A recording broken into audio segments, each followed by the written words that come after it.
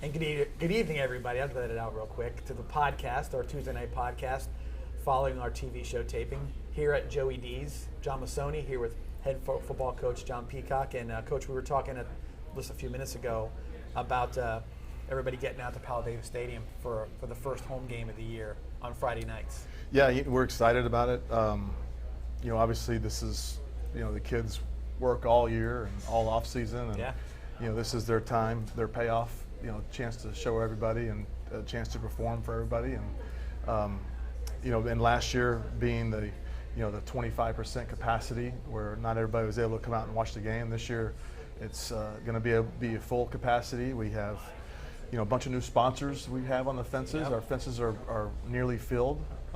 We could have a few more if anybody's interested, but our fences are really close to being filled. We have some brand new signs, big signs with the Chick-fil-A and the American Purification, and who was the other one? Our big sponsor who always takes care of us, Absolute Aluminum. Yeah. I saw that was going up on Wednesday last week. All the kids got a chance to take some pictures, and so the kids got into the advertisement look, so that's good. And then, I still got to put up the senior signs either tomorrow or sometime before 7:30 Friday. So. We're excited. We feel like we have a strong football team. We feel like we have, not only do we have a lot of talented players, I feel like we're really starting to come together. Yeah. Like really, I really truly believe we're coming together as a team, better than we have in the past. In the past, I guess I would have to venture back to 17. To where I feel like we really have a close-knit group and kids that care about each other and kids that like each other, and I'm not saying everyone hangs out, but they all respect each other. Yep. From top to bottom, whether you're a Power 5 guy that's been offered by Alabama, or you're just a guy that's on the scout team who just going to stay on the sideline and cheer Friday night. I got asked a question today. Somebody asked me, it's like, what do you look forward to seeing this season? And obviously, I never quite, the season starts and you start looking around, you see individual players, see your offense has changed a little bit, maybe defense is a little different. But this year, it sounds simple, but I'm really interested to see how the way things look, like you just said, how it maintains itself. Me too. And it's like because sometimes you say to yourself like, oh, that sounds easy. No, that's hard.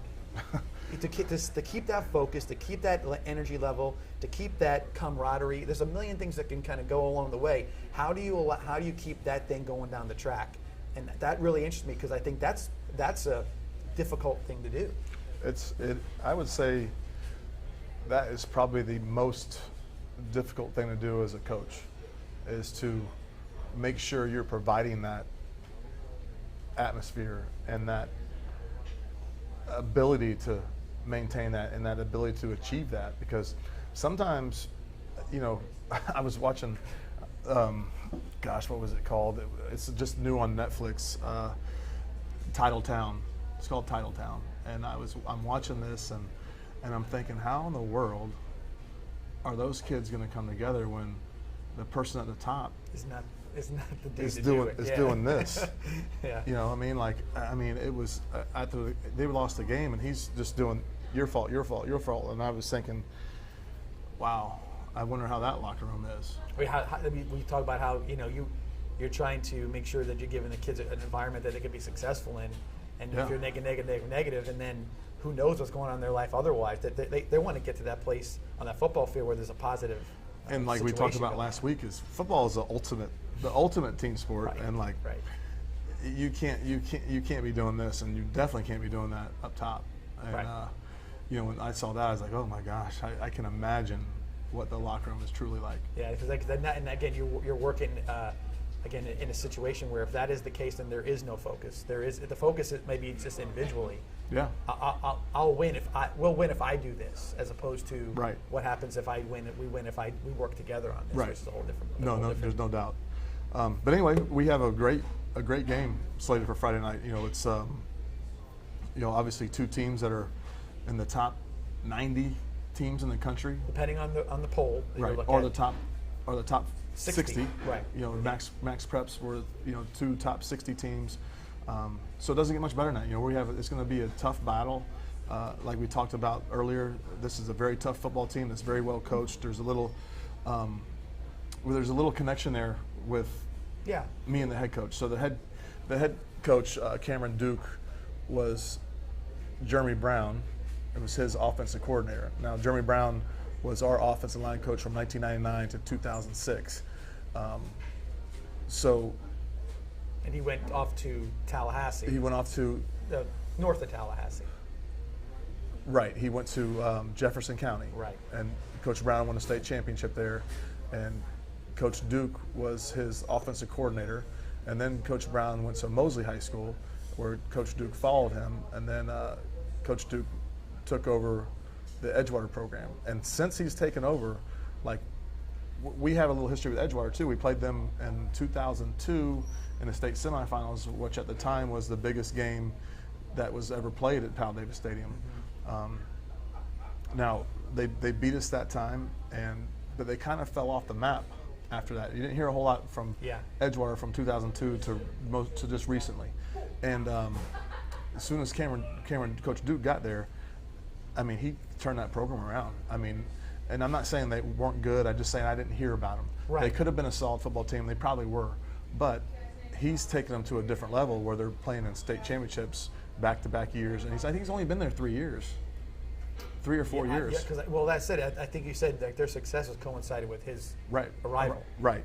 I mean, and maybe their elite success. You know, like I said, I think they were always been and like I said, I think I told you I was in school in the late '80s, and Edgewater were one of the 2 best teams traditionally in the state or in that area, and them and Apopka, they were rivals. They were in Apopka. You know, they've had a bunch of state titles. Apopka and Orlando Evans. And Evans was good too. Yeah, there was a couple 3 schools. But I will tell you this, even with what you said about Edgewater, there was a lot of, like I said, Orlando grew so much. I think, you know, so this gets a little section of your base gets taken away. This gets taken away.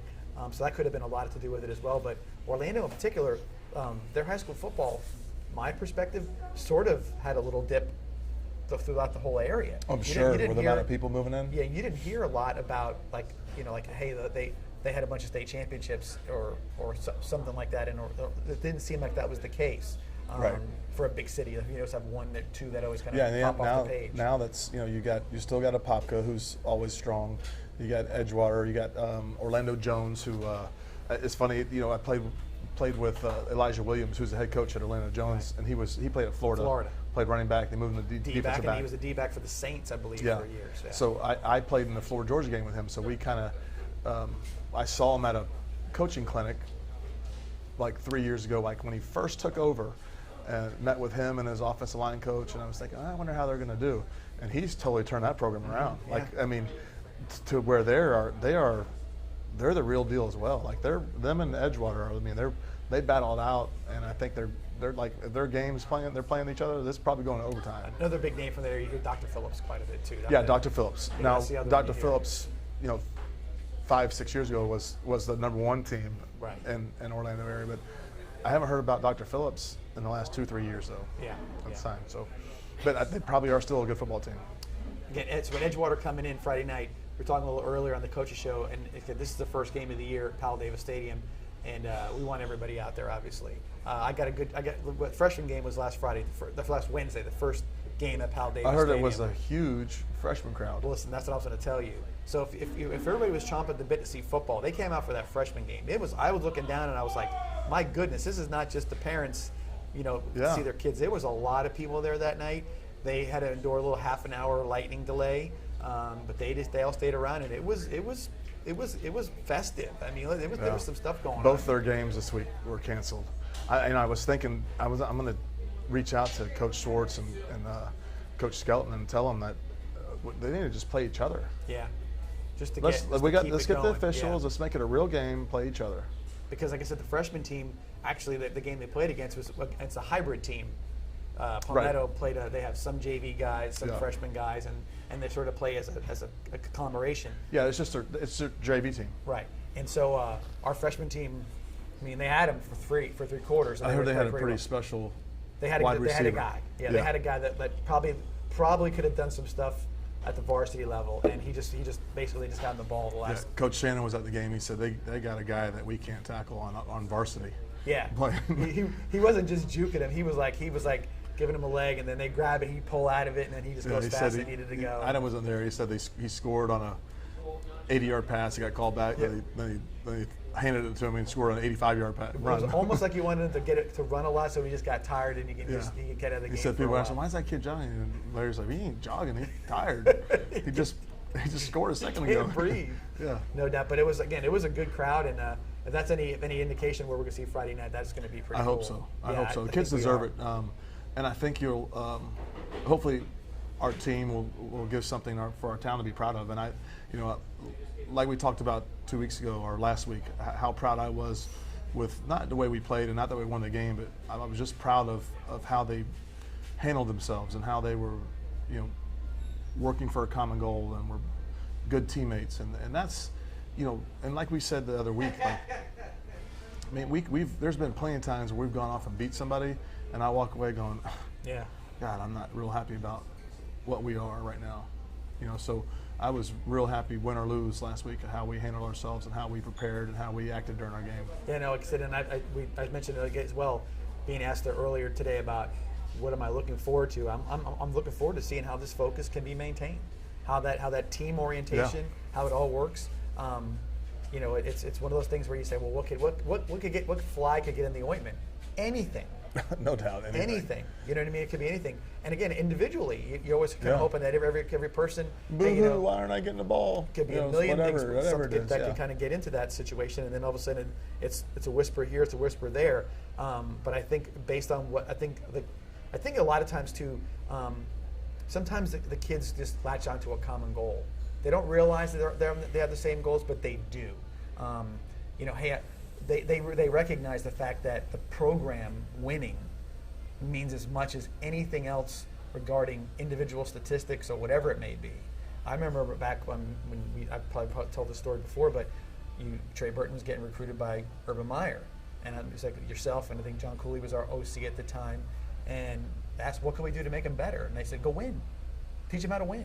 Yeah. You want to win. If you teach somebody how to win, it's just any position they play at. That even you see, like you said, like, hey, I heard that the Patriots picked up so-and-so. And he's like, well, why do they need him for? He's a winner. Yeah. He knows how to win. And then guys from the Patriots go places and because they want a winner on their team, because they want to permeate that feeling in the locker room. So sometimes your individual goals are made greater by the goals of the team. No, your individual accolades will be so much greater if you play as a selfless football player, as a team football player. They just are. Yeah. And it's funny. I was thinking, like, you come across these situations, and I always talk about Javon Hiley, and did I talk about what Amari said last week on the sideline? I don't know. Yes, you did, but I'd say it again. It was pretty good. But great that he said it. The two things that have stuck out. Javon Hiley he was a guy that his senior year, I mean, he didn't have these huge offers. Mm-hmm. He didn't have really a whole lot going. People weren't real sold on his speed, and I kept telling everybody, like, hey, this kid is going to block. He's going to play special teams if you want him to, and I don't care if he's real fast. You could put the defensive back inside his jersey, and he's still going to catch the ball. Mm-hmm. Yeah. I mean, it didn't matter if he was covered. It really, no. I mean, it really didn't matter. You could be right on him, and he's going to catch the ball. Every time he's going to catch the ball. So, the Javon Hiley story is we're in a state championship game, and I'm trying to, I felt very comfortable in our lead and where we were as a team. I felt like we were it was in hand. A superior team. Yeah. Even if something bad happened, I felt like we had enough superiority in that game that we could have overcame anything. Right. And I wanted to get Javon a touchdown, and they lined up like it was like they're double teaming the gunner on punt team, right, on the goal line. And he's like, and even in the midfield, like they would designated two guys, one underneath, one over top, and you know, we figured out a way to get him singled up, but you know, I'm like, Jay, I'm trying to get you an end zone. He's please, coach, stop. He said, let's just win the game. Yeah. Let's just win the game. I don't care about it. We're good. Because that's when you know that's when everything's tuned in just properly. And then last week, Amari, same deal. Like, I'm like, Amari, I'm trying to get you the ball because we want to get him the ball because he's very special with the ball in his hand. You know, and he's like, Coach, don't worry about it. You just run the ball. And so we had other players that were on that same pace. You know, like Keon Sears had a great game, even though he got stuff called back, but you know, he had a couple plays where he was, you know, caught the ball underneath and made some people miss. Jay Sean Platt had a great game, you know, punt return, and you know, DJ Escort had a great game. Yeah. You know, and the guy that, you know, that probably, you know, that we're trying to get the ball to, not that we're trying to get the ball to him, but he is special with the ball in his hand. He does some things that people can't do. Right. And he's just like, don't worry about me. My time's coming. Yeah, just keep doing it. And I could show you clips of him blocking to where, you know, it wasn't right. Like he was relentless, manhandling those people, and what that does to a defensive back. I call it taking body blows. Like if you're in a boxing match and you know, we're not throwing the ball to a receiver, and that guy's not going to have to make a tackle. But if we're just coming out and giving him body blows every time, he's done. Right. Like he doesn't want any more. Like if you're just kind of, I'm lackadaisical, like, oh, I'll get in front of you here, and you know, shield you from the play, he doesn't care. No. He doesn't care. But if you're going out there like trying to do some damage and give him some body blows, man, you're setting a tone with that fellow. And I'll tell you, when you see DJ in the Northwestern game when he's running with nobody around him. Oh, listen, the guard made a block, tackle made, everybody made their block in O-line. But when you see a guy running by himself, that means the receivers block everybody. Did you see? Look at the block DJ made on the long run. Yeah. I mean, was it 50 yards downfield? I mean, he is locked in, driving his feet. And they called holding, but he was manhandling. It might have been the best block downfield we've ever had. Right. He had everything inside. He was good to go. But no, so that's the stuff you say. These long runs, those 78-yard runs, those 60-yard runs, they're not just that. It is. They get through the line. The offensive line made their block on the line of scrimmage. When you can run with nobody chasing you, that's when the receivers made their blocks, and that's when you get those long runs and those big plays. So there's no doubt. Before we take our break here in the middle, Coach, I got some stuff I want to go over for Joey D's first. Yes. Joey D's open Friday night after the game. We're planning on they're doing the replay of the live stream here as well. So they'll be open after the game for food, beverages, you name it. Come on down here. I think they said after the game ends, 30 minutes later, they're going to start the re-air of the game we just played. Correct. With the live commentating and all that good stuff. So you get to see whatever you saw on Friday night. You get to see. They're going to put it on the speakers so everyone can hear. So we can hear everything. Good. Yep. With that, we got I'll let you know of some of the weekly specials here at Joey D's tonight. I did the Tuesday night special, which is the personal deep dish pizza, 2 toppings for $10.99. Wednesday night they have medium thin crust, which is probably your night to come here. You're a thin. I did the regular crust. Well. Oh, okay. You don't do thin. Okay. But no, I do thin. I could have done thin. I should have done thin. 2 toppings, $9.99, and then Thursday nights their cheesesteak subs are $6.99. So again, those are some of the specials. And then every day there's a lunch combo from 11 to 3. So come on over here for lunch. All you guys that are working on the island, you can take a little zip over the North Bridge and come over here and enjoy lunch here. Different lunch combos. You've got 2 Chicago dogs and fries. You've got small salad and garlic bread, Italian sausage and fries, you name it, Italian beef. So they've got all the different specials, lunch combos that you guys can come out here and enjoy. Thursday nights also 15% off, right? Yeah, you are right. Yeah, they come out here, or not Thursday. Tuesday. Right, 15% tonight. Off. Yeah. So if you're out here, if anybody, fans, players, parents that come eat on Tuesday night, they get 15% off. And you can see us too, so that's you can hang out with us. If we don't have the screen up, well, we got a little block. We can have a little audience if we have to every once in a while. With that, we'll take our mid-podcast break and be back here in Joey D's in about a minute. See you here shortly. It's Douglas Jeep Chrysler Dodge Ram's anniversary, and it's time to make this the summer event. Right now, get anniversary savings on a new Jeep Grand Cherokee from only $239 per month. Or celebrate savings with a new Dodge Charger from only $349 per month. Or save big on a new Ram truck from only $279 per month Let's make this a summer event. It's going on now during our anniversary celebration at Douglas Jeep Chrysler Dodge Ram in Venice. Who has the area's best selection and savings? Douglas does. Absolute Aluminum is proud to introduce our new 7-inch seamless gutter system. Standard gutters are too narrow to handle heavy Florida rain. This overflow can cause streaks and stains on your gutter and home, plus wash out your landscaping. Our new wider 7-inch gutter system will keep everything looking clean and beautiful. And with our professional installation, your new gutters will go up fast and last. So call now to increase your home's curb appeal with our new 7-inch gutters from Absolute Aluminum. Traspal Stadium. Both teams are talking to their coaches right now, probably saying they're going to come to practice. Yeah.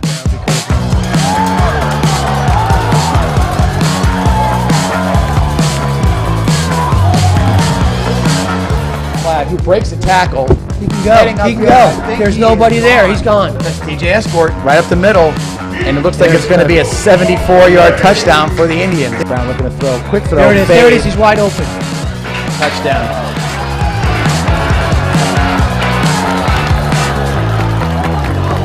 Off that foot. Take it up. Nice hole. There you go.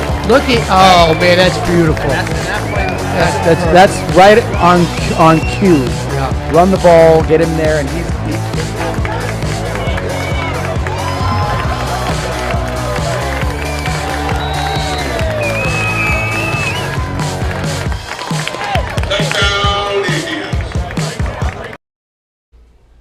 And we're back here at Joey D's for the second half of our Tuesday night podcast. Coach, we kind of went over a few things, the focus of the team and whatnot. Talking about the off week we just had, and then not having a off week for the next 10 games.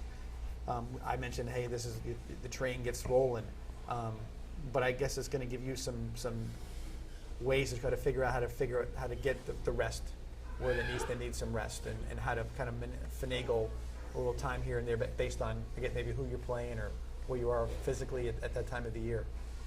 Yeah, I've been trying to figure that out, how we are going to do that, because that is definitely something that we've been very good about the last few years, kind of ever since we've been making the regional championship run. That's funny you say that, because I'll even say that was I'd say a major change in mentality.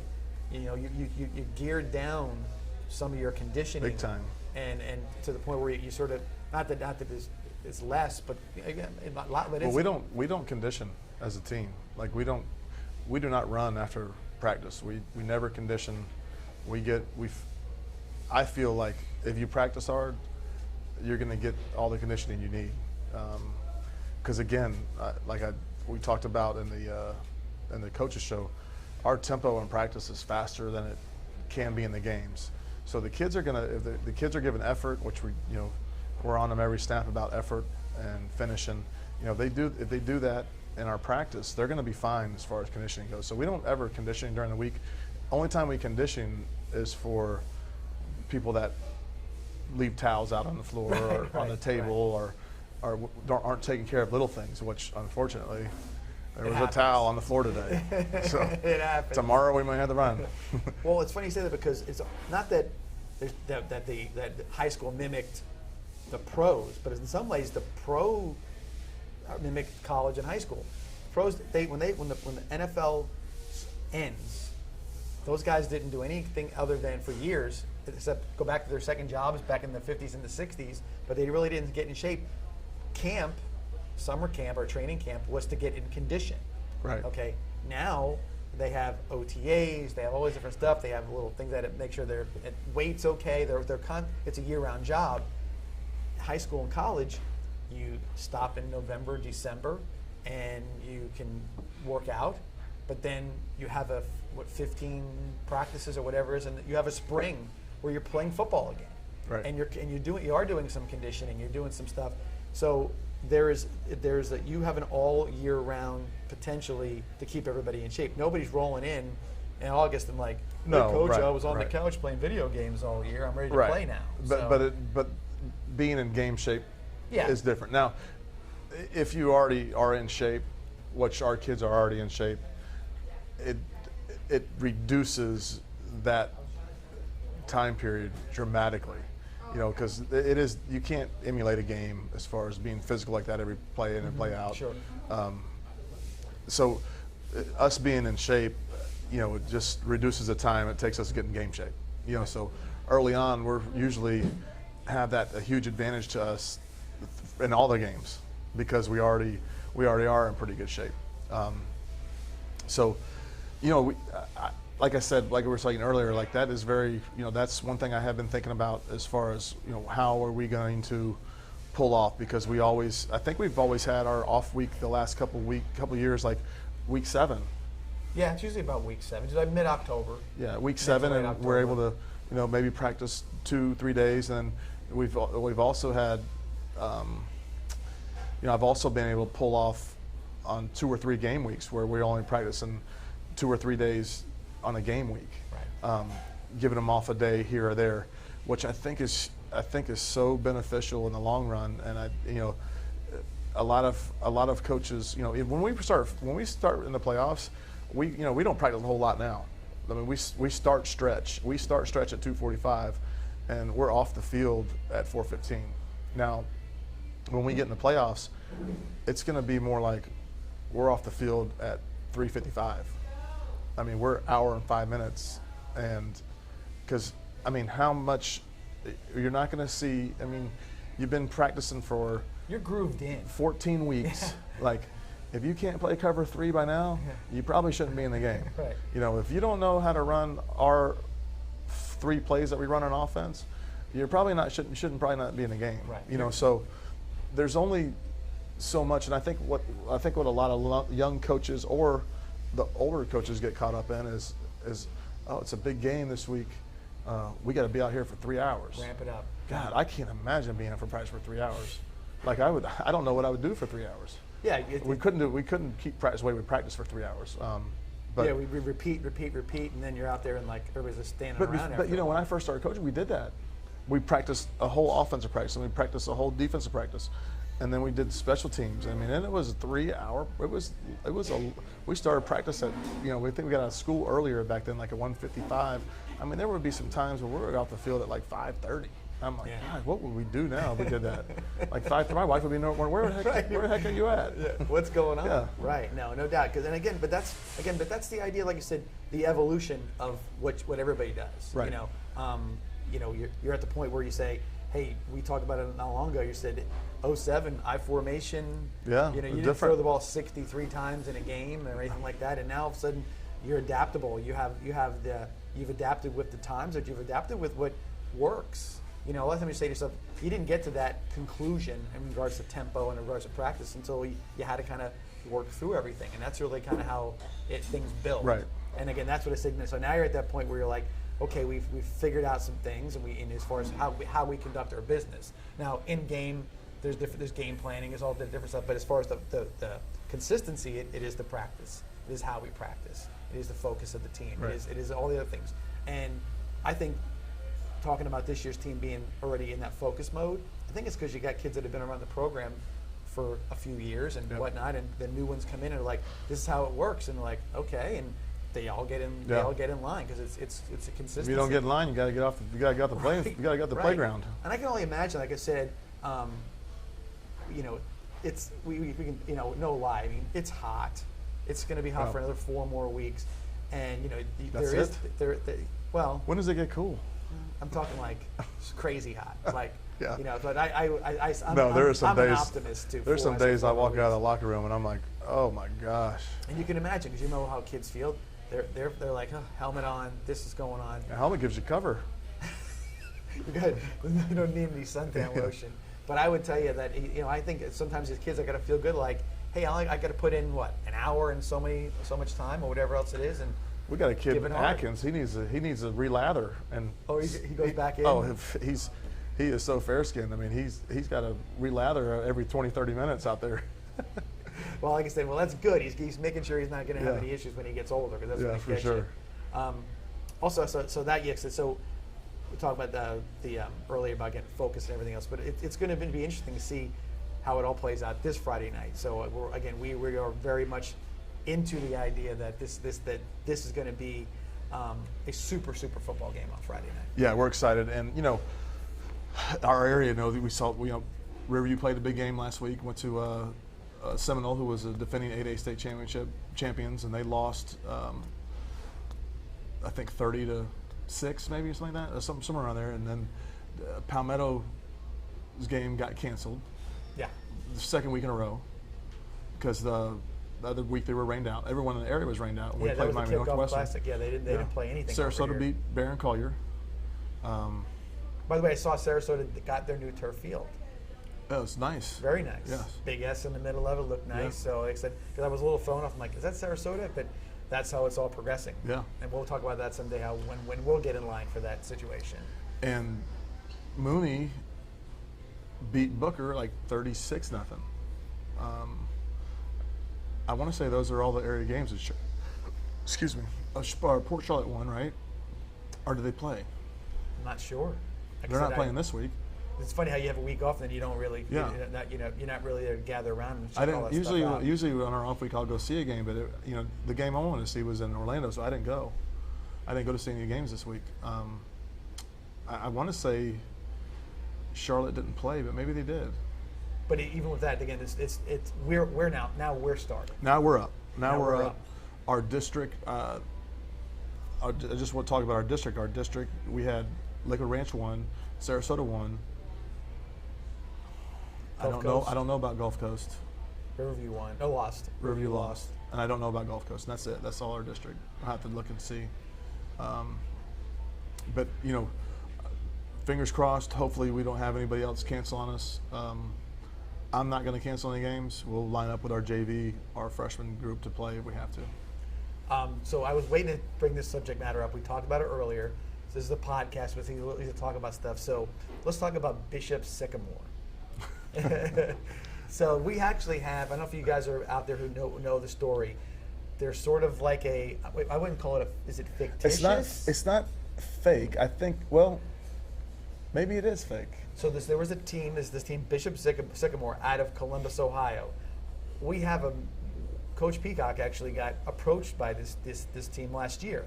Yeah, so they called last year, and it happened to be on like a Wednesday night, and you were announcing the freshman game. I was in the press box, and they said, "Coach, we want to come down," because we had just got a game canceled, right? Right. Something happened last year. Yes. What was it last year? But we ended up making it up because remember they wanted to come and fill a spot that somebody canceled, like for the next week or something like that. It was on Twitter that you guys were looking for a game. I can't remember what it was or what happened, but so they called and they said, "Coach, we're top program out of Ohio. We're going to be down there already playing IMG, and we'd like to come play you." And I'm thinking like, "Oh, great. We got a good team. We're going to play a good team." I said, "Hey, what's your, are you on max preps?" Yeah. And I said, "Well, I can't find you. I'm doing this right now. I can't find you." Like, "Well, look under. It was under a different name." He's like, "Look under this name. We just changed our name." So I looked under that name, and they had like an 0-0 record. Didn't play anybody the year before. So Coach Bartlett is from Columbus or around the Columbus area. And I said, "Coach," I said, "do me a favor, find out about if anybody or if you know about this school." I said, they say they're Bishop Sycamore, but they were called this last year. So he's like, "All right, I'll call around." And he got back to me. He's like, "Do not schedule them because he's like they're not." He's like, "I'm not sure they're a legit school for one, and like they don't have a field or a practice field. They go to local parks and practice." And then I just Googled them, and I started reading up that they had entered some, Georgia has a preseason classic every year. The top schools in Georgia play, so somehow they got invited to that. And then all of a sudden they backed out like the 2 or 3 days before that. So someone on one of the message boards or one of those sites said, "Hey, do not schedule this team." They just backed out 2 days before this huge event, like a big deal in Georgia. It wasn't like it was just something they threw together. I mean, it was like the top teams like Buford and Lowndes County and Milton and yeah, all, all these good schools in this tournament, in this team that were playing like 3 games in a row or 6 games throughout the weekend, and they just flat out canceled right before. So, long story short, is we didn't play them, and then I'm looking at this game Friday or Sunday, and I'm thinking. So that's the deal. So I'll kind of give you the lead into that. So this school played IMG, right? With how they actually played last year as well, on Sunday night on ESPN, lost 58-0. They lied about. Could have been 158-0. They lied about that their players were going to different colleges. They never told anybody that some of their players are actually in their 20s. 20s and 30s. Yes. They were guys that played at junior colleges. The quarterback had already, his eligibility's up in college. He played at Maryland. Yeah. Yeah, and so it's eligibility's up in college. Right. He can play in high school, I guess, though. Yeah. He can play high school kids. Yeah. And so it's a whole mess. It's kind of a national story, but we had a little tie to it, and it's crazy. But I guess the real thing is like, this is sort of what happens in some of this orbit that is around high school sports in general. You got guys who say, hey, let's put together a team. Let's do this. We can pretend we're something, and then it's a club team or whatever, and they're luring kids to come in. It's not even a club team. You can kind of put together your own school, and you don't really even need a schoolhouse. You just need an online. You just need to get online. Yeah. And you could put together a school and have all your players take Florida virtual, and you're go play football. Yeah. And you're telling, you're telling these. They're now the stories are coming out. It's a good idea. You want to be the principal? Let's do it. No, not a chance. That is even this. I didn't embark on something like this is sort of crazy. What's the benefit? Obviously, you say to yourself, but there's probably a lot of benefits to it in some ways for the coaches. I wouldn't know so much for the kids, because there's parents who have been involved and kids have been involved, and you even read some stories where, hey, they put 35 kids in some houses, had them sleeping on the floor. That was their dorm, and the only way they're going to go eat is they had to go rob grocery stores. Yeah, that's what one kid talked about in Bishop Sycamore, what he had to do. Yeah. Yeah. So you say, so this is kind of stuff. So weird stuff goes on. They're in this orbit. There's things around there. I'm glad we didn't play them. Yeah, and to think about it, but that's something like this. You're not saying it's happening here, but it could happen in Florida, where somebody's like, hey, you know what? We're out of Orlando or Tampa or whatever it may be, and you're having a good time with your coach and whatever. And I guess one of the things I heard today was that what they take advantage of is kids that are in not the best situation at their own high school. Right. They're not maybe they're not the facilities or whatever it may be, but they're saying they feel like they have an opportunity to be looked at and seen, and they're like, hey, we can spotlight you and give you the focus that you're looking for, and we'll get you scholarships. They have no legitimacy. Where are you going to go visit them? At the grocery store they just robbed?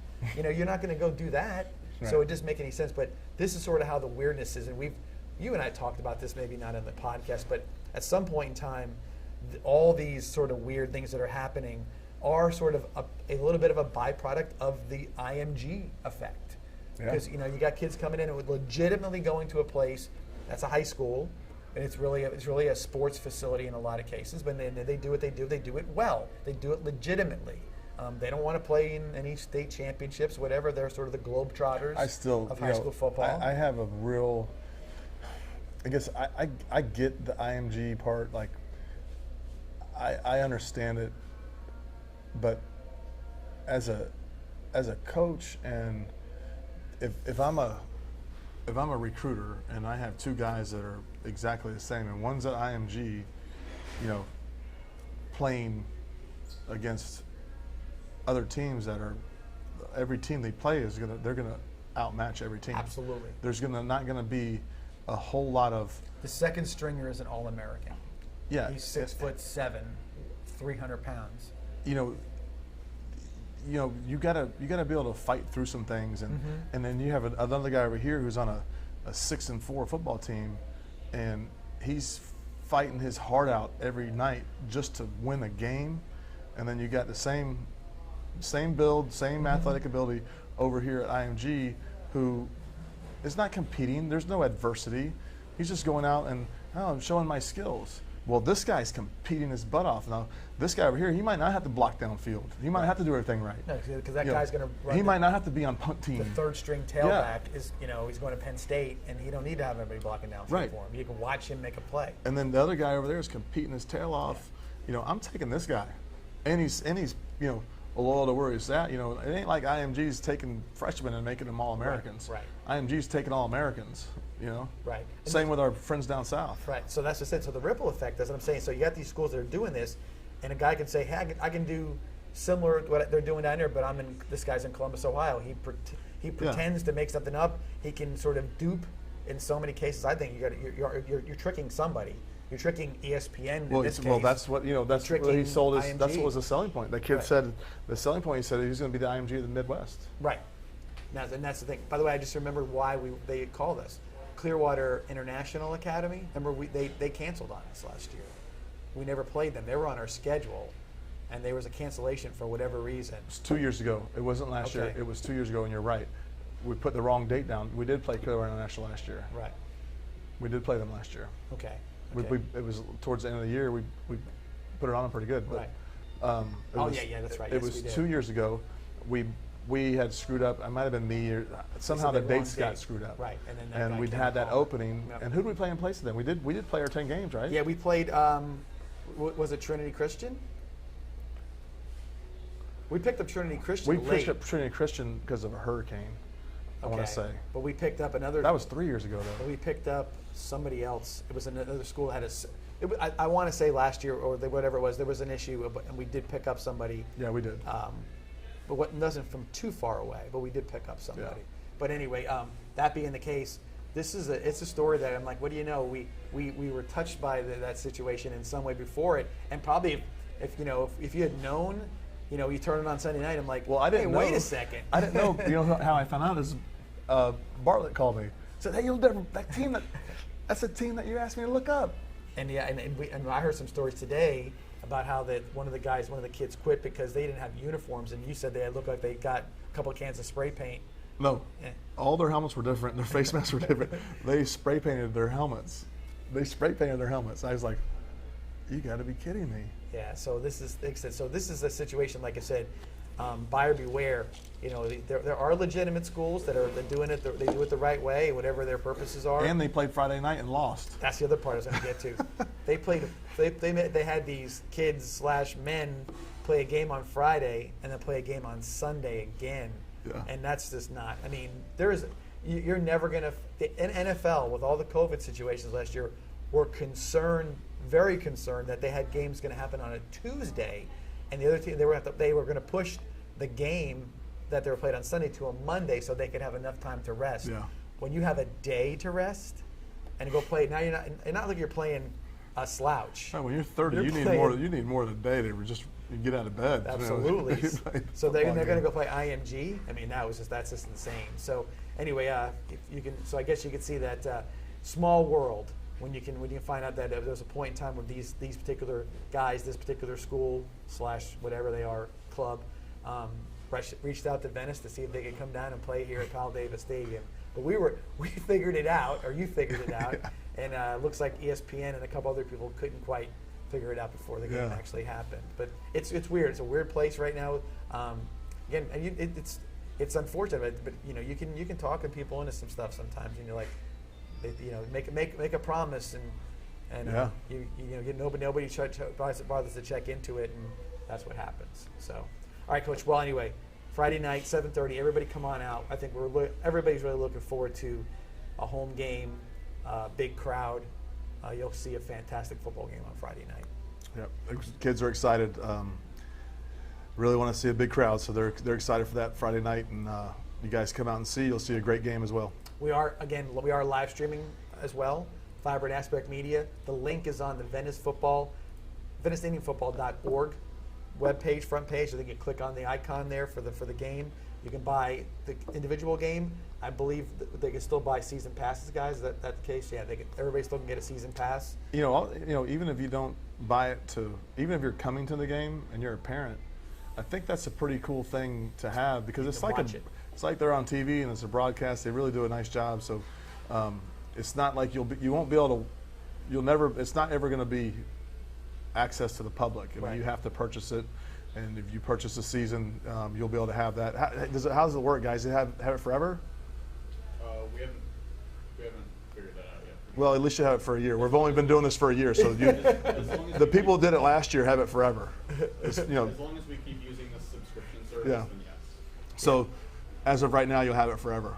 So and the thing is, like I said, when you do that, it's I got friends of mine that are like, I'm buying the season pass because I may only watch it 4 times, but I know I've got it and I can get it done, and they do whatever because I'm coming to some games. I'm not going to come to some games. I would, when I was playing, I would have to get it because I'd want to watch.